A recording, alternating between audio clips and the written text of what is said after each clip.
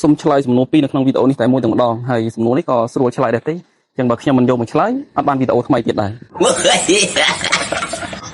និយាយលេងទៅបងប្អូនបើសិនជាខ្ញុំឆ្លើយនៅក្នុង comment គឺខ្ញុំពិបាកក្នុងការសរសេរអក្សរច្រើនណាអញ្ចឹងការសរសេរអក្សរច្រើនវាពិបាកព្រោះយើងជាខ្មែរយើងចេះអក្សរខ្មែរតែរឿងដែលពិបាកគឺខ្ញុំត្រូវចំណាយពេលច្រើនក្នុងការសរសេររៀបរាប់ជូនបងហើយក៏វាមិនបានខ្វះខ្វាយដូចយើងនិយាយផ្ទាល់ដែរដូចសំណួរទី1បងប្រុសសួរថាចុះបើឲ្យស៊ីតកូនក៏ស្នោក៏តែអត់ស្មានខ្ញុំអត់ដឹងថាបងចង់សំណើលើស្នោអីទេបងប្អូនតែបើទីលេខឆាយា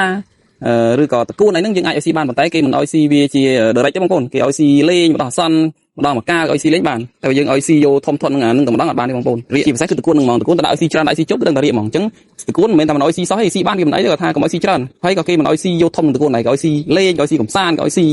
ម្ដងមកកាអញ្ចឹងណាតែបើដើមចេកអាចហាន់ឲ្យស៊ីបានអាចហាន់ឲ្យស៊ីច្បល់លីជាមួយនឹងចំណែកច្បល់លីជាមួយកន្ទុកដាក់លីឲ្យស៊ីបានតែជាទូទៅនេះចិញ្ចឹមជ្រូកសាច់គេមិនដែលទៅរកបន្លែយកមកដាក់លីឲ្យស៊ីទៀតទេបងអើយយកស៊ីតែចំណែកហើយសំណួរទី2បងប្រុសសួរថាចំណែកដែលខ្ញុំប្រើនេះខ្ញុំទិញនៅឯណាគាត់ចង់ទិញឲ្យស៊ីសាកមើលតាមខ្ញុំដែរដោយសារគាត់ទៅចិញ្ចឹមអញ្ចឹងណាអញ្ចឹងចំណីអត់មានទិញឯណាក្រៅពីទីផ្សារទេបងអញអស់និយាយមកនិយាយលេងទៅបងប្អូនខ្ញុំបានផ្ញើរូបករងចំណីរូបវីតាមីនផ្ញើជូនបងប្រុសហើយគាត់ខ្ញុំនិយាយលេងទេ